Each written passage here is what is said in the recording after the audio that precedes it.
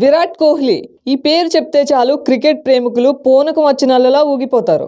ఎంతటి కఠిన పరిస్థితుల్లో అయినా సరే ఎలాంటి టెన్షన్ లేకుండా ఆడి జట్టును గెలిపించడం విరాట్ స్టైల్. తాజాగా ఒక ఫేమస్ హీరోయిన్ విరాట్ కి మరదలవుతుందనే వార్తలు బయటికి రావడంతో అందరూ ఒక్కసారిగా ఆశ్చర్యానికి లోనవుతున్నారు. సుశాంత్ హీరోగా వచ్చిన చీలాసవ్ అనే సినిమాతో తెలుగు సినిమా రంగ ప్రవేశం చేసిన రుహానీ శర్మ ప్రస్తుతం వెంకటేష్ హీరోగా జనవరి 13న రిలీజ్ అవుతున్న సైంధవ్ లో నటిస్తోంది.